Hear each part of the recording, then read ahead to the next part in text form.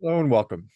Today's YouTube is going to be on the importance of the narrative and providing this plus all the other information that the probation officer has requested through your attorney from you. Have everything provided to them before you get to the pre-sentence interview, or at least 1 to 2 weeks before the interview. From Sentencing Law and Policy, they're May 4th, 2023, where the article dives into the importance in the law and order, the timing of mitigation evidence. And so to get everything that is going to help you to the judge too late, which is at the sentencing hearing, doesn't do you any good at all. And so there are many reasons why all your information, which I will stress multiple times, should be put together in an organized format and prepared and submitted to your probation officer 1 to 2 weeks before your interview. Probation officers are overworked and have no time. And so they actually may appreciate the effort that you've taken in providing all this information so that they can enter it more or less at their leisure into their pre-sentence report. So that by the time you get to the pre-sentence interview, they will know all about you. And quite frankly, they will have the option at that interview to get to know you personally. And that's the goal. So that any remaining questions they can ask of you with your attorney present, but that they'll get to be able to see you more humanized as opposed to the indictment, which probably describes you as one of America's most wanted. And so this is something that is critical because you don't want that indictment to be your only story that your judge is going to understand about you. You need to help the judge. And so this is the first step. And so then the narrative, along with your reentry plan, and then the probation officer has given your attorney a list of requested documents that cover your biographical background, personal identification. All of this should be provided 1 to 2 weeks before your interview so that the probation officer can begin to, as I said, enter it into their probation report, which will become the official pre-sentence report. And this pre-sentence report is under seal. And so this will affect all of your stakeholders going forward, or everybody who's responsible for you, until you are released from prison, released from supervised release, and quite frankly, going forward into your future. But it'll also help the judge mitigate, hopefully, your sentence. Because in that week before your interview, the week before sentencing, rather, the judges mostly have a sentence in mind. So let's continue. The article in question provides validation for the personal narrative, which you have to write, and it's going to take time. It's an arduous task that requires to inspect your life from childhood up till this point in time as to what caused you to break the law. And it needs to have everything in this narrative about you. And as you write and rewrite it, it gets distilled down to something that is where you are accepting responsibility, have remorse for the pain you've inflicted upon the victims, and a plan for you never to come back to the courtroom again because the judge is going to ask you, what are you going to do? What's your plan? And so your narrative with your release plan, and you want to get letters that attest to your character, recommendation letters, but these are different. They're letters that attest to character. So you don't want someone writing in that telling a judge what kind of sentence to give you. It should be someone that knows you for a period of time. You've done good deeds for them. It can be anyone from your a religious affiliation, family, friends, neighbors, but they had to have known you. It doesn't matter, how successful that person is in life. They just have to have known you and known your character. And this is what you want to have, in addition to everything else, prepared 1 to 2 weeks before the interview. And so in the study, they reviewed evidence about mitigating circumstances that reduce punishment, but only when it was presented before the evidence about your violation. In other words, before the judge first reads the pre-sentence report, all they have, if in fact you do not do anything, all their information is going to come from your indictment. And so without your narrative, it doesn't look good. Additionally, the probation officer has the ear of the judge. And so they, a lot of the times, will have the first input into influencing what the judge will do because they can recommend a sentence and placement. And so without your indictment, if you just have your indictment without any challenge to it via your narrative, it's going to be much harder. The indictment. Your client's story is seen through the eyes of the Department of Justice, makes you look like America's most wanted. If left unchallenged, this is going to be the story of you to your future stakeholders, and will also be read by the judge. Now, stakeholders, these are the people who are going to be responsible for the length of time that you will be incarcerated, turning you into a law-abiding citizen. It doesn't matter if you believe you're guilty or innocent, if I believe you're guilty or innocent, or if your family doesn't believe you should go to prison. None of that matters, because after you're guilty, either via trial or plea, then this is how all your stakeholders are going to view you. And the stakeholders, their responsibility is to attempt to turn you into a law-abiding citizen. A lot of that is done through the First Step Act. And through this article and others, judges have agreed that the only way that they can learn this information is from you. They need your help in understanding what happened.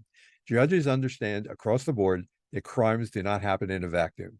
And they're interested in what caused the person in front of them, which will be you, to break the law. Presenting all of the court's requested biographical background, personal identification, along with your narrative, which is your story, and your release plan, 1 to 2 weeks before the pre-sentence interview, provides the officer with the time to learn more about you before you ever meet. And while you're not going to be thinking this way, little effort goes a long way. These officers all have large caseloads and just they don't have any time, no extra time. And so it should come as no surprise that some may actually appreciate the fact that you have come to the meeting prepared and provided all the information required and requested before the actual interview date. This gives them the time to fill out their probation report without being rushed. Then at the interview, as I said, the officer can take the needed time to get to know you personally, coming away from the interview where you actually appear opposite to the person characterized in the indictment. This doesn't happen by accident. This narrative can take months to write, and it can be painful. But I can tell you that coming to terms with, if you're able to see through to the point where there were victims, and that whatever you were doing, you maybe didn't realize it at the time, but the narrative, by explaining your version without making excuses to the judge, can influence the judge possibly in your favor. The narrative can be written to the judge, but some judges have said in interviews that they would rather see a video, because it's a better way for them to get an overview of your entire story or your narrative. Videos are about 10 minutes, and if finances are tight, they can be taken with a smartphone. Writing the narrative is an arduous and self-reflective experience. You need to have truth tellers around you, meaning that you don't want people around you who are just going to tell you everything is okay and whatever you write is good, because this needs to be rewritten 3 to 6 times at least, unless you're a great writer. And there needs to be people around you that needs to question everything that you've written, because we all make mistakes. This is going to be your one and only chance in front of the judge. You should have people around you that bring out something positive in you. This is your autobiography of your life, and it's going to include the good, the bad, and the ugly, like the Clint Eastwood movie. It includes everything from childhood, your parents at home, if they got along, if parents were at home or were working, straight through, whether you went to college or you went into business, whatever happened that brought you to this decision. And enablers, people that are not willing to tell you the truth while you're writing this, which is why some enlist people who are experienced in mitigation within the federal system. But people who are enablers and just make you feel good for that moment, this is not going to help you in the long run, because this needs to be well thought out. It's your explanation without any excuses, where you've accepted responsibility, have remorse for the pain you've caused, and you haven't minimized this event at all.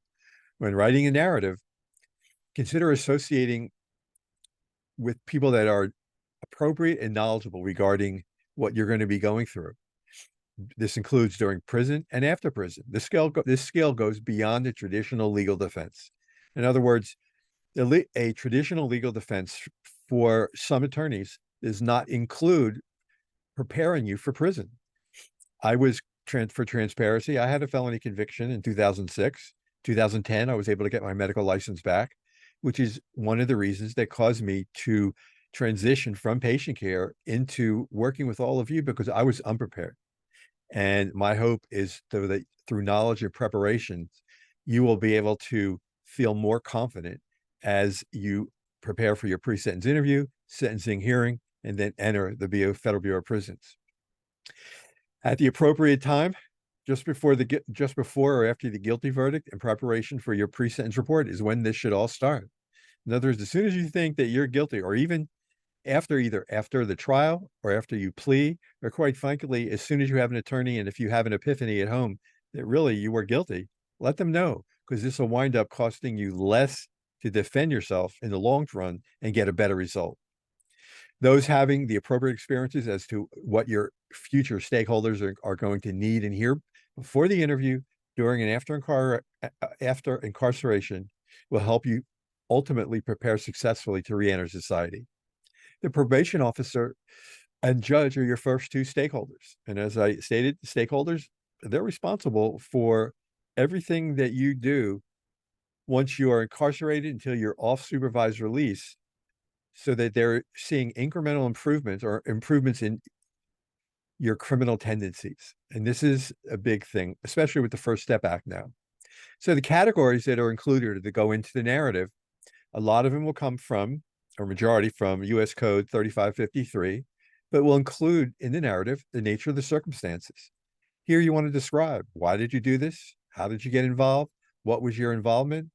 And you should check, once you get the first version of the completed pre-sentence interview back, make sure that it's correct and it reflects your involvement.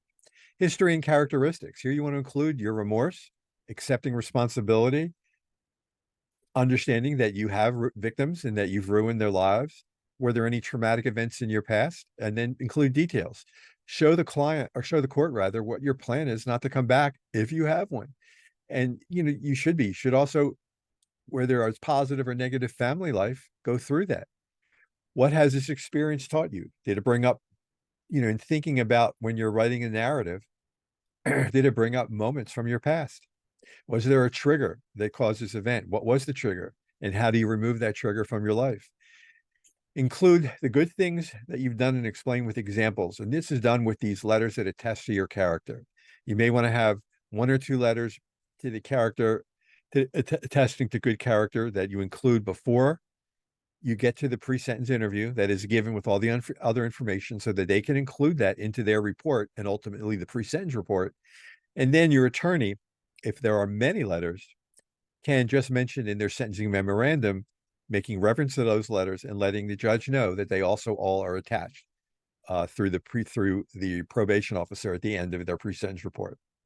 If you've gone ahead, let's say there was some sort of substance abuse, or you've attempted to improve yourself before the pre-sentence interview, before sentencing, or whenever you have done it on your own, and you started taking rehabilitation type of courses or classes in Narcotics Anonymous, Alcoholics Anonymous, Gambling Anonymous, or therapy sessions for whatever reason, you want to make sure that you have hard copy of letters attesting that you either took those classes, that the probation officer knows this before the pre-sentence interview, and that if you were in therapy for whatever the issue was, that you have actually letters from, or treatment plans from, your psychologist, psychiatrist, so that they are also included.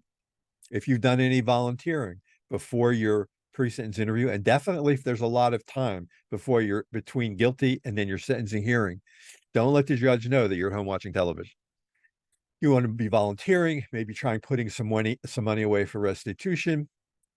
Maybe you've had a job and working, and you're taking, even though you may owe hundreds of thousands or millions of dollars, by putting away $25 a week at least into a small little bank account, and then bringing that with you to the sentencing hearing, can go a long way. If your professional license is lost, or at least has to be suspended, include how this is going to result in a loss of profession that you've loved, a career and income. But you're still looking for other options, because incarceration, prison's temporary. I mean, eventually you're going to get out.